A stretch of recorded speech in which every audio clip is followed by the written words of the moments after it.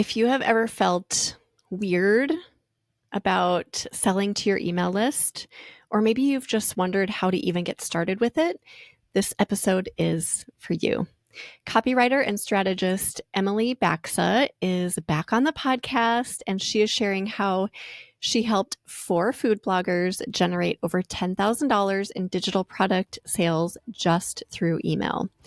We dive into the biggest mindset hurdles that hold creators back, what makes a product actually sell, and her exact formula for building a high-converting email funnel.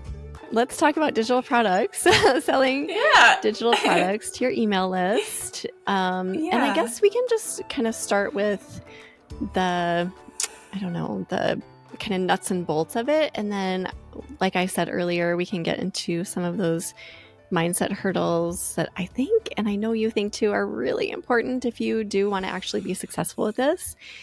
Yeah. But let's just start by talking about your business. What do you do? How do you serve food bloggers and other creators? Yeah, so I am a copywriter and a digital marketer, and I work exclusively now with food bloggers because there was just such a demand for content in this industry, and my skills in storytelling and messaging, and also really positioning recipes to audiences is really what I kind of grew into, and where I find food bloggers really need a lot of help and support. So I help my clients create all types of content, some recipe blogs, but honestly, recently there's been much more of a shift into diversifying content that we create because I've been doing this for over 5 years. My longest food blogger client is about 5 years old. And in that span of time, I've really seen the energy need to shift from doing all our writing into blogs. And then when things become a little less stable in search, it's about creating a variety of content in different places to reach people and support people on a variety of channels because we just can't rely on search the same way anymore. So I also help clients write emails, launch and create digital products, and really just nurture audiences into their community and build those kind of loyalists that stick around and are reliable search traffic drivers and visitors and home cooks. So it's really fun to help bloggers with this because it's such a lovely experience to like really support an individual brand. And especially in today's age, when your individuality and like what makes you unique is becoming so increasingly important in your content. And that's also a really hard thing to do by yourself. I just kind of want to acknowledge that it makes sense if that feels hard. And that's where I provide a lot of support to my clients, is just being that outsider to come in and offer some new strategies and perspectives and support. And save the day. Emily saves the day. No, thank you. What you do is so important, and it's not a strength of a lot of food bloggers too. So it's so good to have people like you to offer exactly what we need sometimes. So thank you. Yeah. There was one thing that has surprised me over the years, I suppose. I'd be curious to hear your take on this. Is I always kind of thought food bloggers were like really big extroverts. Like they're online, sharing a ton of stuff, very kind of like it's them, right? So, but what I've really found is that it's a very introverted business. Very much so. You agree? Yes. Yeah, that totally surprised me. And so that is where I find that I can really be helpful, because I kind of make these people in these little shells and I'm like, you're amazing. Let's make sure everyone knows about why they should love you. And sometimes I just need like that little bit of extra support and nudge. Yes, you are spot on with that. So true. So I think that creating digital products is a really good idea for a lot of people. It's like, oh yeah, that makes sense. This would complement my business really well. But when we get to the point of selling said products, it gets a little bit challenging because, like you said, a lot of us are introverts. We don't feel comfortable putting ourselves out there in that way, asking people to spend money on us and all of those things. Do you agree with that? I mean, I agree why it feels hard. I think that when you look at pretty much any other industry, like wellness coaching or like fitness or literally any other like online industry, like this is what people do. Mm-hmm. So from my vantage point, I do feel like the food blogging industry is like a few steps behind in the internet Interesting. with this Yep. approach. And so that's why one reason why I think it's definitely something that people should get on board with. We're not talking about a like not market tested idea. It's actually very market tested. I'm working on getting more food bloggers to kind of test it as well. So there's that, but also it's really just about the reason for it is because it's a channel and an item that you have control over. I think that obviously people are feeling a lack of control right now. And I'm not telling you that you're going to sell an ebook and make as much as you would in ad revenue from Mediavine 2 years ago. Like I think expectations have to really shift there too. What I'm saying is that a smart business move is to make sure your revenue comes from a variety of different places. And digital products are one of the more stable options to put in that tool basket. And because they also rely on selling through your email, which is another very stable tool in your toolbox. So it's kind of layered like that. And if you have, the last time I was on your podcast, we talked about how to build an email list and nurture them. If you've been doing that and talking consistently to people and really building relationships and getting them to know you and responding to their interests and needs and building that community, then selling to that list is actually a very natural next step. And you're primed really, really well to do that. So I get why people think it's hard, but all those factors really also make it kind of a very obvious choice that I'm trying to get people to see and understand. And this is a line I've kept in mind over the years. Selling is serving. So that whole concept of like, you're not gouging people, you're not pulling in the wool over their eyes. You are actually showing up to deliver value and serve them in some way. And that has totally shifted my mindset on providing a digital product or whatever it is. But just that little tweak made such a big difference for me. Absolutely. And even like to take it a step further too, just from like a human psychology standpoint, price tags often imply added value in a way that we underestimate, right? So if somebody's giving something away that's really like expansive and like full, might be a lot and it's for free versus somebody who's charging $7 for it, they're oftentimes, it's very common for our human brains to think the one with the price tag is actually better or it has some added nuance to it that would be more desirable, right? And again, like in my experience in launching digital products, I'm not talking about high ticket offers. The most expensive one that I've launched was $20. We're talking around $5, $7. It's like, I can't, like, that's like a Starbucks latte. Yeah. Which is crazy. So, as far as that ask, like a lot of times people might happily pay that more than you think because they want to support you and because they're like, ooh, this might be really juicy and helpful for me. And so like, thank you. I will happily pay you in return for this information that's meeting a really helpful need and making my life a little better here, right? Yeah. As you kind of noted. Yeah. Something else I heard a while ago, it was another guest on the podcast. I can't remember who, but she was talking about selling as well. And I remember she said, people so easily will go get a manicure for what, $70, $60, $50 without question. And those nails will be trashed in less than 2 weeks. But what about all the year or 2 years or 5 years that you've put into your amazing value in products or services? That's not going to go away. So that comparison too has really helped me understand like what people see as valuable and what they're willing to spend money on. Yeah, I think our understanding of value is a little misconstrued too, especially in this industry when everything's been giving away for free for so long. It's almost like our worth when I say are, I'm not a food blogger, but I feel camaraderie with the food bloggers. It's almost like our worth has been really tied up with the ability to give everything away for free. It's almost like this element of like sacrifice. Like that is where I get value in the internet, is by just being there for free. And I don't like necessarily agree that that's how it has to always be. Like, you work so hard. In fact, from the very day that I started working with food bloggers, I was kind of shocked that like so much effort and money goes into creating recipes before they even hit the internet, and then they just like pop up there.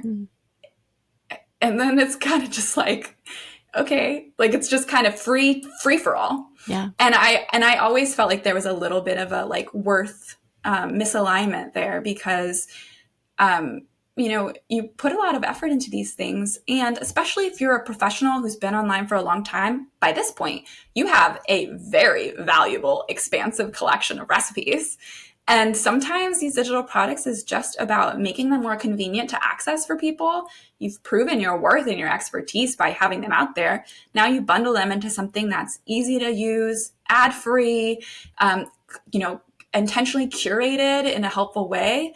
And that is like enormously valuable for people and worthy of making you money. Absolutely. Yep.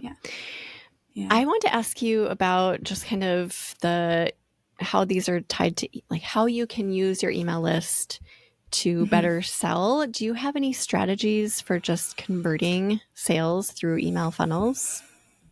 Yeah. So as context, earlier this year, I worked with a handful of food bloggers to launch digital products for the first time. And so what we did was we created offers from scratch and intentionally leaning into audience needs, desires, and positioning that felt right.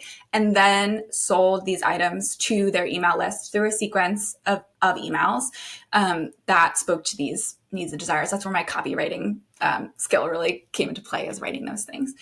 So from a marketing to the email list standpoint, I mean, it's really, again, if you have a well-established, nurtured list, there's a few ways that you can market it to them. Some people just, started to tease that the offer was coming, gave people the chance to opt out of the sales messaging if it wasn't interesting to them. And then they received a sequence of emails that talked about why this was beneficial and how this was really going to help them.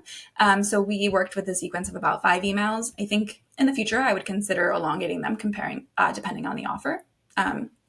But we did that. And we saw 2 of my clients sold nearly 500 copies of their digital downloads. So over 14 days. So these are short window launches. So as long as you're writing good copy, and that leans into these needs and desires, you can really, that's what impacts conversions.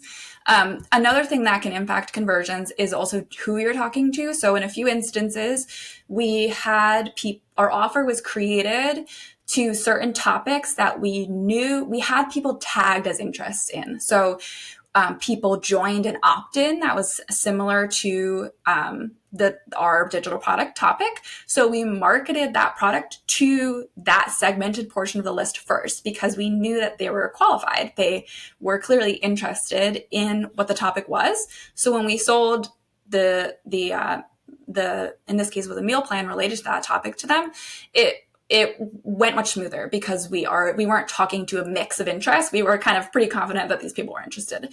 So that's another way to help boost conversions. But really the main factor is how you position it and the copy itself. Copywriting at its essence is sales writing. It's helping encourage people to take a next step, really, is how I describe it to people. So it is very conversion focused.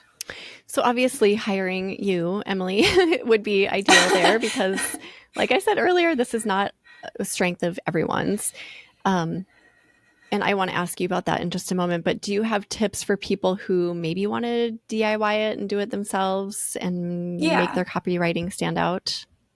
Yeah, I totally get that. Not everyone has the capacity or the budget for a copywriter. But really what it comes down to is leaning into storytelling, making it more about the buyer than about you, which is one of the hardest things to do when you're writing it yourself. and highlighting the transformation that they're going to receive much more than all of the features of the product. People are actually very emotional decision makers. There are a lot of people who are rational decision makers too, but most people will make a decision on how something feels rather than how logical it is. So leaning into the emotional aspect first, especially in the beginning of your emails. And then as time goes on and people aren't converting, you can lean more into what's included, what your, any refund policy or any of that kind of really boring technical stuff to help those more like technical people cross the line too. And if people do have the budget to get help and want your help, how do they go about that? Do you have, what specific things do you have to offer us? Yeah. So I have a launch package for people who want help creating exactly this part. So on my website, emilybaksa.com, you can find my services in which that is included in there as well. But if you're kind of somewhere in the middle, if you want help with creating something, but you don't want to fully outsource it too, I'm also have this program open right now. It's called Cooking for Humans, and it's really been generated in response to all of this shifting in AI and kind of adjusting people have had to do in the industry. And it's really kind of like your little toolkit for embracing your unique storytelling and humanness in a variety of content. It includes blogs and email, but a big component of it is also digital products. And it comes with a digital product idea generator as well, too. So if you're interested in kind of joining that, you can get more coaching from me. And there's also weekly calls with me as well. So it's a more affordable option for people as well, too. And if you want more support from there, it's also available.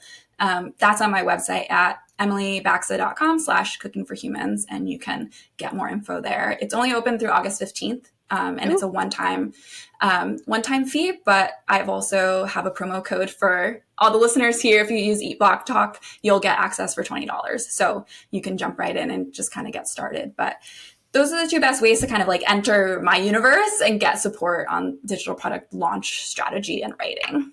Awesome. And we'll put that link in the show notes too, so people can go just quickly access that. And remember, August 15th, right? So that's a couple weeks away. So definitely jump on that for $20. Yeah. Don't pass that up. Yeah. Things change so fast. So it's kind of a short window here with the latest copy techniques that I know and have put into practice. So we can just jump on them all together and then adjust and go from there. Yes. Okay. Amazing. Thank you for putting that together. Oh my gosh. It sounds incredible and very helpful.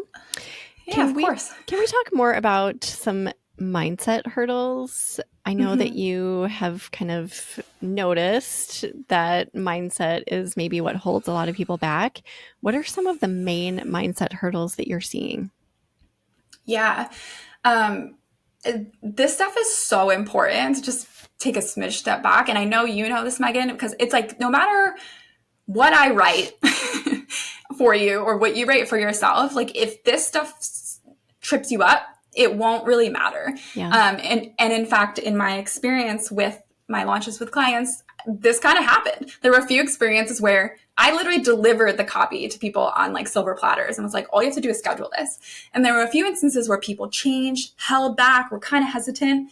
And I just, I literally, no offense taken, I was not mad or anything. It was an observation. And I was like, I would ask them about it afterwards. And really what emerged was this kind of feeling of unsureness and like insecurity around this whole process kind of made people pause and then ultimately inhibited, their success in small ways. But some of the main ones that, I watched food bloggers kind of get stuck in and in those phases was definitely this concept of like sounding too salesy. Or like to sell something, you have to sound like a boring marketer, right? And that's not true. The best way to sell something is actually to really sound like yourself. So, and be very genuine. So that's when I was writing things for people, leaning into like their tone and kind of like wit or like, their unique voice was definitely a big priority for me. But on that last email in particular, there was an email 5 that was like a smidge more salesy. It was like that last push email. Like, this is your last chance before it closes. It's really a reminder. That was the one that got people, that most people ditched at the last minute. Oh, interesting. Because it made them feel just a little uncomfortable. Like, I read all the emails through their voice. They were like, this sounds great. And then that last email sounded a little bit markety, and it made them feel a little uncomfortable. And like, I again wasn't mad about it. It was okay. It was just a very interesting pattern that I noticed. So that was definitely a big one. So when you noticed that resistance to that last email, did they ditch it? Did they replace the wording? What did they want to do with it? Some people just didn't send it. They were like, so I was on their email list, and I was, like extra stalkery, like at the time, seeing what was going out. And I knew when the emails were supposed to send, and they did it. And some of them just didn't go. And then I talked to them about it a few weeks later. And then some people took like a more softer approach. It was like they took the language and they like embedded it in like a regular broadcast email where they were giving away recipes for free. So it was almost like to soften the blow, kind of. In their credit, there was one client who like totally rolled with it and was like, and just, when I talked to her about it, she was very much like, I just trusted the process, which is part of hiring an expert, so right. Big kudos to her.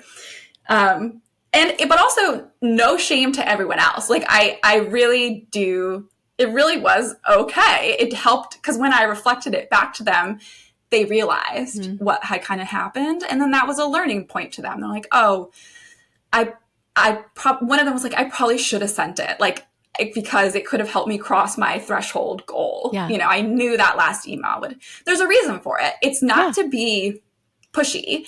It's just to like be clear. It's like, if you've been thinking about it, like this is your last chance to join. And if you don't want to, that's fine.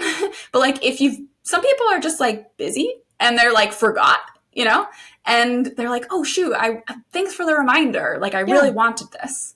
And you're just preventing people from being like upset when the doors do close. And then they're like, oh wait, I wish you had reminded me the doors were going to close. That's a good perspective. Yep. Yeah. So I love that you were kind of stalking their emails and like, oh, I noticed that didn't go out. But I guess what's the lesson in this one? So what can we take away from this? I think that the lesson in this one is just, I think it's just that it's okay to ask people to do something. That's like a little more dramatic. It's okay to ask people to compensate you for a product. Yeah. Like, because you're offering something really valuable. And you can do it in a way that feels genuine to who you are. Even that little like last push about like, this is your last chance might not feel natural to you, but you can still add it in the context of a way that feels like an email you would send, right? So it's just about shifting your approach to welcome in the ability to really just ask more directly. And probably when you do it once, after you do it once, it starts to feel a little bit more natural, and you can repeat that again and again and start see the sales come in. Yeah. Yeah. What are some other mindset hurdles that you've noticed, Emily? I think there was definitely an element of like perfectionism as like a barrier. I think people,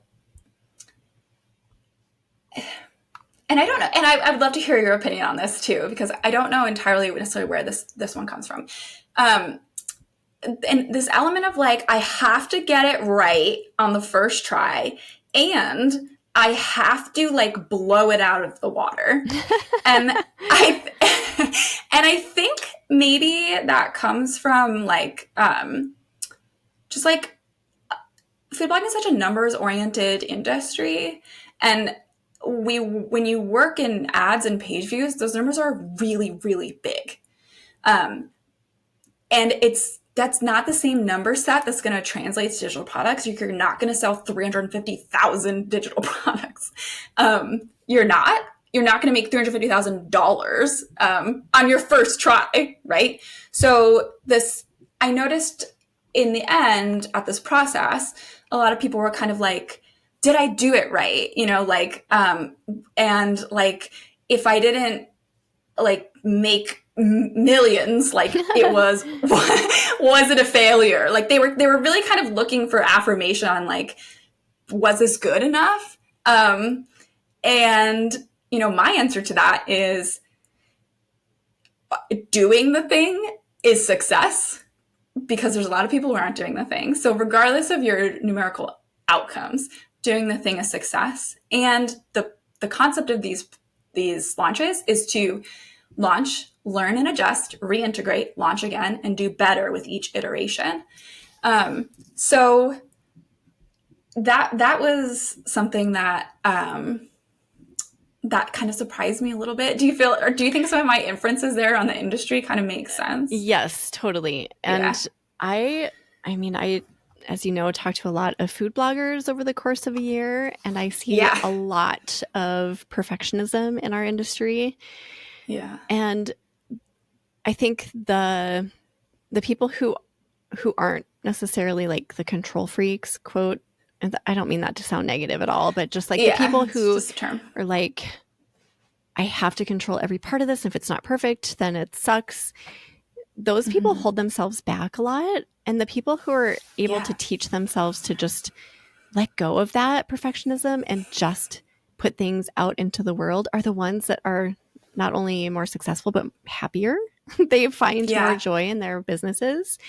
So yes, I think it is, for some reason, it's kind of a pervasive thing in our industry. But if you do it long enough, I think you can teach yourself to ditch the perfectionism and just release and trust in the process and really find success and joy in your business.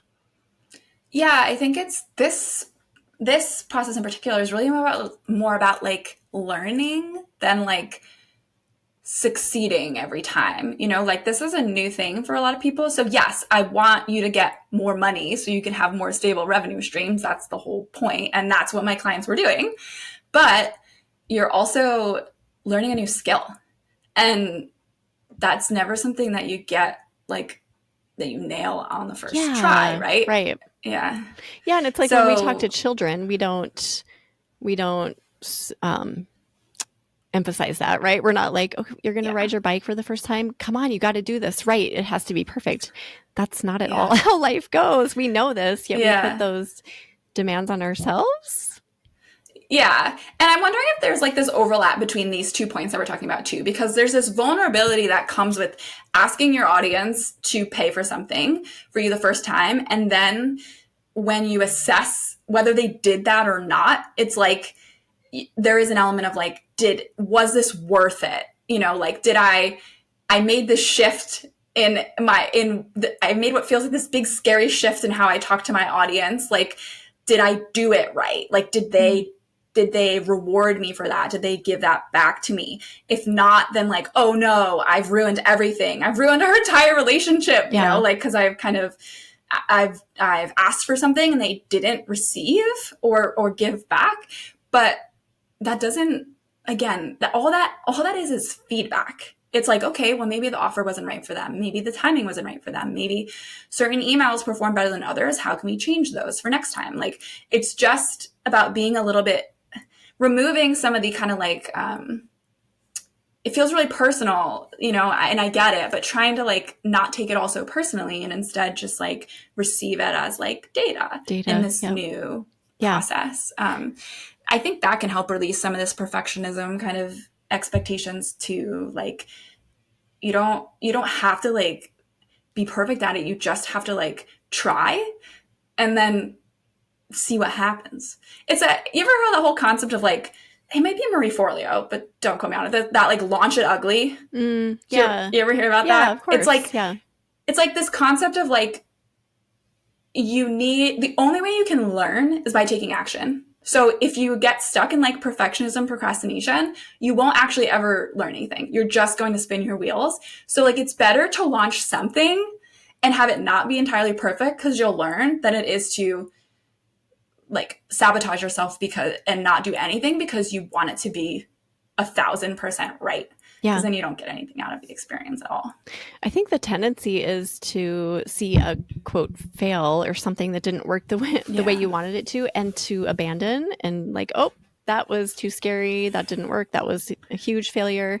And then Yeah. people are tempted to run and never try it again. But what you're saying is, Yeah.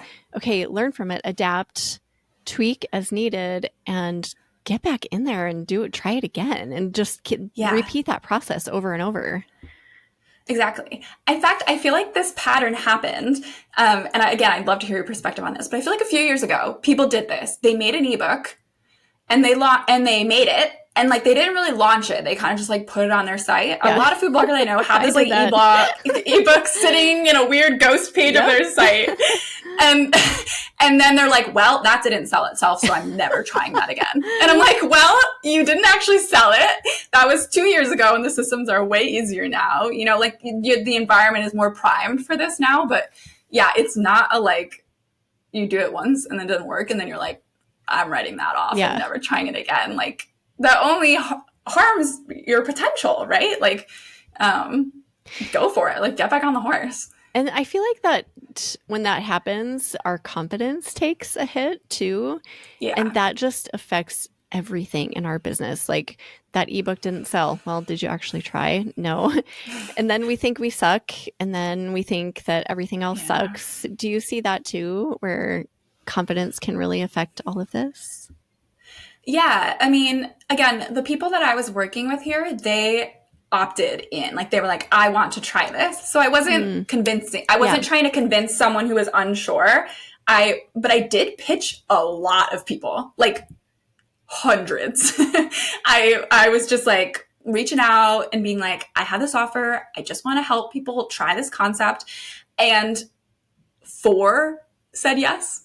You know, so there is something to kind of maybe to be said. There's a lot of making huge differences there. There's a lot of factors that could cause someone to say no. But there was a lot of people who could have said yes. And there were only a small handful of people who were like, yes, like I'm willing to overcome this discomfort and try this with you. So I do. And I knew that when I was reaching out to people, I knew a lot of people might feel exactly what you were saying. Yep. And I couldn't necessarily coach them across that through email. But I was hoping to find the people who were willing to take another step. Yeah.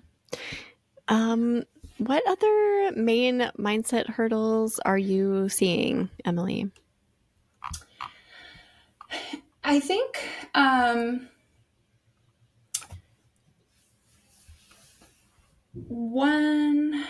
just looking at my notes.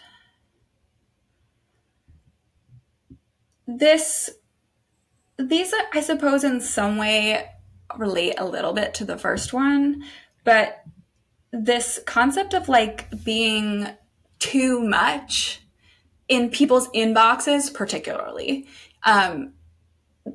was definitely a bit of a challenge for people.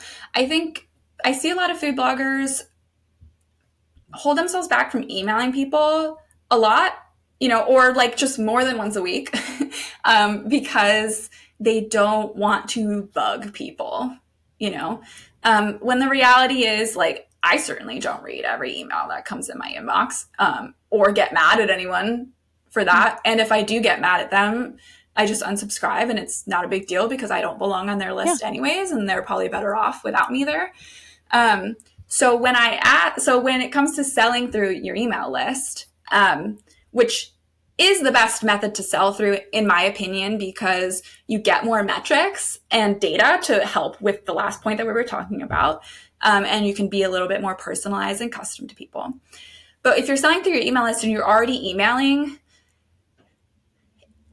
some of my clients had a hard time being like, I have to add another email to the mix, right? Like, and feeling like they were annoying or, again, kind of asking for too much, or just being like over the top, I Yeah. think a lot of people were kind of stuck in that kind of a feeling. Yeah.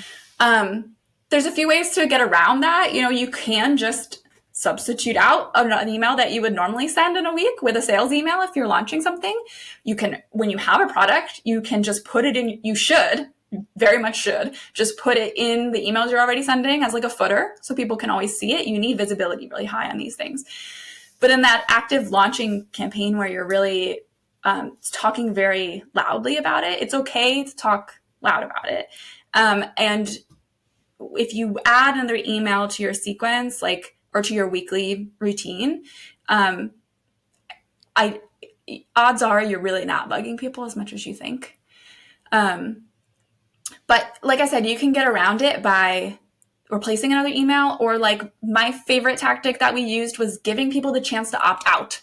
Mm-hmm. So you're not losing them as a full subscriber. You can just say like, hey, no hard feelings. If this doesn't sound like something you want, just click here and you won't receive any more emails. And that's another kind of way to do it.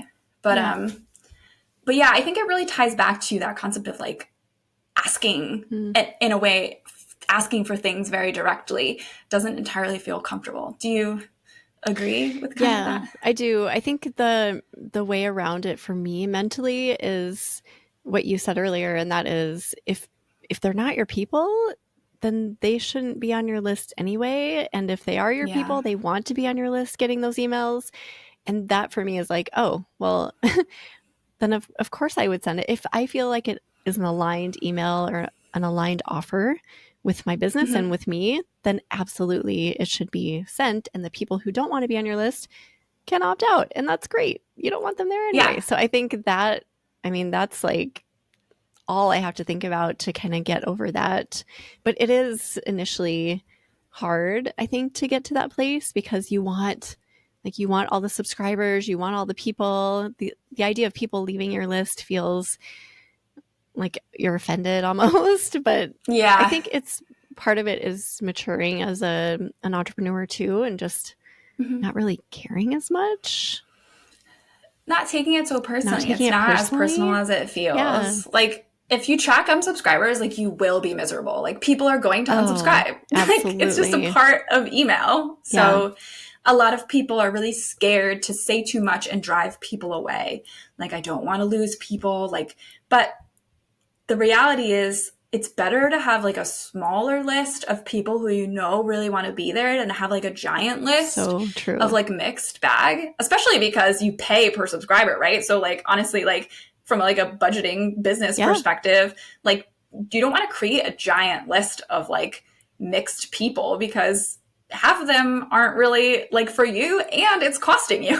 Yeah. So it's in a way like speaking more tailored to your list and losing people through the process is totally fine because you want to get people closer to that like archetype of who is in your community. So that way when you do sell things, it feels like you're talking to people who really are going to want to receive it. Yeah. Can I ask you about one? This is a mindset hurdle that I had for a really, really long time. And that is, I would say to everyone who was willing to listen, I would say, I'm terrible at sales. And it was almost like I was speaking that truth into reality. And I just, I believed it. I thought I was terrible at sales. And then my business coach said to me one day, he was like, but Megan, you're married. Dating was kind of a sales exchange back when you got married. And like, he kind of related sales to my life and showed me that it's not just about selling digital products to your food blogging audience, but it's about like selling yourself in so many ways. You have a podcast and you get people into your retreats and you have a mastermind group. That's all sales. Yeah. And the reason it's all worked is because it's been aligned and valuable. Yes. So kind of making that mental shift. Do you see that, I guess, like a lack of having faith in yourself or something along those lines as getting in the way? Yeah, I mean, that was a few things that like drew people to this project that I was working on with them was that, they were like, I don't know anything about sales. Like, I just want to learn from somebody who's done it before. Or like, I know I need to learn more about selling if I want to like have a cookbook one day and that kind of stuff. So this feeling like this wasn't a skill that they already had, which I get why you and these people would think that, because sales feels like, I don't know, I feel like we all have this vision of what a salesperson is, right? Like you went to business school, car salesman. You carry a briefcase. Yeah, car salesman, or just like, I just think of like, you know, like the guys who are like jet setting around the country and just pitching left and right, you know, like, and also hilariously, I used to work in like corporate America, and I would watch our sales team and be like, that would be my worst nightmare. Like I did not want to be on the sales team. I was like, I just don't want to do that. But now here I am talking about selling, because it is just, when it's done really well, it's exactly what you said. You're offering something that feels aligned and built for a real need, and it's something you're excited about, right? So like stuff that you love doesn't feel like you're selling something. Like that's probably why I didn't want to join the sales team, because I wasn't really interested in what they were selling, right? It's but when it comes to my business, you know, I have to sell myself all the time. There's definitely, but I believe in it more, like, and I feel passionately that this is really going to help people. So it feels more natural talking about that, for sure. And I think people understand that once they create an offer. I think if you have something, if you intentionally create something that feels really aligned, then I feel like that some of that fear around like, I don't know how to sell this goes away, because you just start bursting with enthusiasm for the thing, which makes it all that much better. And that idea generator that I mentioned is within Cooking for Humans is what gets you to that point. It's very intentional. It's like, here's how you come up with an idea that you'll love and your audience will love. And then at that point, like, this should feel pretty exciting to you. It's just that like ambiguity of like, what do I make? What do my audience want? Like, what feels good? That makes people feel, I think, like they aren't ready to sell because they don't know what they're selling. Does that make sense? Yeah. I feel like when you fall in love with the thing that you're selling, then it's a no-brainer. You can just, like, in your sleep, you could tell people why they need it and get so excited about it. But if you don't even know what you're selling, then of course you're not going to be excited about it and enthusiastic, and you're not going to know how to describe it to people. So I think it's falling in love with what you're offering. Yeah. And to go back to what you said too, as a blogger, you have been selling your recipes, right? Yeah. Like, you are a salesperson already. You are, like, yes, you've been like historically, like the Google search has just kind of elevated you visibility wise. You haven't necessarily had to fight for a ton of visibility, depending on who you are. But at the same time, when somebody gets to that page, like, in many ways, that is a sales pitch, or it should be. I think in the past, it was less so. In today's modern blog writing standards, it is absolutely a sales pitch. For sure. Your blog post. So honestly, if like you're not comfortable with selling digital products right now, you're going to need to get comfortable with selling your recipe even more, because that is also very much what the trend is right now. But you've already been doing it in a more subtle way. You know, like, why is this the best version of the thing? Like, what did you know and test that makes this better than others? Like, how are you the expert here? You know, like all that juicy stuff that makes people want to make this. I think people really do that really well on social media, like in Instagram Reels. I think people have more sales skills than they realize. That actually happened with a client of mine too. She's makes amazing Instagram Reels. They perform really well. She's very funny. And she was like, Emily, I can't figure out like what to say to market my product on Instagram and to make a reel about it. She like was so stuck for like a week. And I turned to her and I was like, you make reels like all the time. Like, I know you can do this, right? Like, you're just a little stuck because you're asking for something more directly than like positioning a recipe. But it's the same thing. It's what transformation is somebody going to get from your product the same way they would get from your recipe. And as soon as I said that, that clicked for her, and she made a reel like that afternoon. So that's a good example of like, she had the skill. She just didn't realize she had the Yeah. skill and she had to apply it slightly differently. Yeah. But and like I'm not good at reels, so I was like, you teach me how to do this part, right? Like I want to learn from you here, like you're the real expert. And once I said that, she was like, oh yeah, I do know how to do this. Yeah, I think the whole subtitle or sub theme of this or theme of this conversation is that you already have all the expertise inside of you. It's Yes. just a matter of like believing that and then figuring out how to translate it into a digital product or whatever else you're trying to sell or Yeah. whatever value you're trying to share with people. Yeah, and the caveat to that is also, and if you don't have every single little bit of skill too, you will learn it, and Yes, it will be okay, and it's okay to absolutely. make messy steps along the way. Right. Because there is definitely an element of learning even when you do have a skill because you have to apply it in a new area, but you are more than capable of managing through that. Like, I am amazed at what bloggers have to figure out. Like, from like just tech standpoint, like alone, like how to manage like the back end of your websites, like all this stuff that you guys juggle, like you have exceptional learning skills and implementing skills. So I'm very confident that everyone can apply those skills to this realm too. It just it feels, and this is kind of another mindset thing I kind of saw too.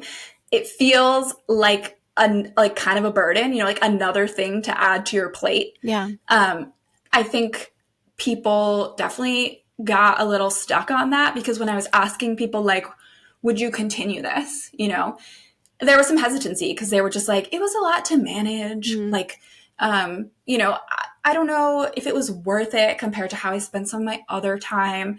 And again, that's because they were assessing the impact from one launch, of which the first time you do it, it will absolutely be the hardest it will ever be because you're doing it all new for the first time. So I encourage people not to let that hardness stop them because every iteration will only get easier.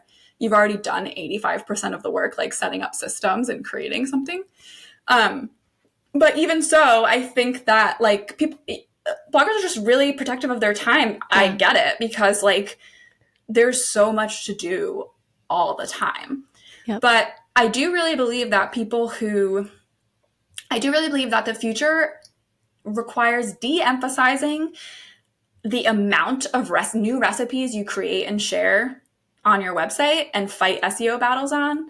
Focus more on like a smaller amount of high quality recipe producing, and then extract some of that energy and sprinkle it elsewhere, of which digital products could very much be that. And your email list should definitely be that too. So it's just, that's the mindset shift as well. It's like getting out of the habit of like so much blog posting and sharing and trying to like not add more to your plate, but just redistribute what is on your plate. Because that's like what is a resilient business, right? Like having so much of your business reliable on one channel, it makes you incredibly vulnerable. We've all understood that recently. Yeah. And all the experts right now are saying exactly that. Focus on quality over quantity. You already have large portfolios or collections of recipes, like just make them better. Like you don't have to always be churning. I think this like churn culture needs to fade a little bit, right? And that might be overlapping into this experience visual product, that it's going to be this grind. It's going to be this like constant time suck. I think that's like the old game being applied to a new method. Yeah. Would you agree with that? Oh, so much. I 100% hear what you're saying and agree that the churn for so long was what you should be doing. Yeah. And now it's like we're just in a new era where we need to be smarter with what we're producing. And I think digital products is such a good avenue for that. But like we're talking about, the hang up is in the selling. It's not creating the digital product. We're creative individuals. We have great ideas. We have tons of amazing content, but it gets hard to think, okay, well, once I have it created, how am I going to get it out there? And then people shut down. But yeah. So this conversation is really important because developing that skill of putting yourself out there and selling is so important in how you're business is going to remain in 5 years or 10 years. Yeah, for better or for worse, I really do think that the future belongs to the people who are willing to just be a little bit more out there. I As agree. like you, as like individuals, you're like embrace who you are as a person, your humanness, your stories, what makes you an expert in the kitchen versus like a robot trying to create the same thing, right? Those are the things that people are going to crave more online and be more willing to buy, and support. And and that's also like Cooking for Humans is very much that theme. It's how do you be the resilient business owner of the future by breaking out of your shell and just being more you. Like, you're all awesome people. You're like just a little shy sometimes. Yeah. So like, how does your humanness come out more in an array of content so people really connect to you and want to buy from you? That's kind of the future. This was one of my most favorite conversations I've had in so long, Emily. This has been so good. Oh. I feel like I could go on forever and ever. I know. But yeah, such There's an a lot important here. thing to dissect and just offer up to other food bloggers as food for thought. So thank you for all of this. So incredible. Yeah. I love talking about this stuff. It really is so important. It is. Do you have either a favorite quote or words of inspiration to end on today? Yeah, I think my words of inspiration is just that you will never grow if you don't try something new. I think we need to stop romanticizing the ways of the past and start being willing to embrace and adapt and change. And even if it feels scary, I think that is something worth investing your time in. Yes. For sure. Great way to end. Yeah.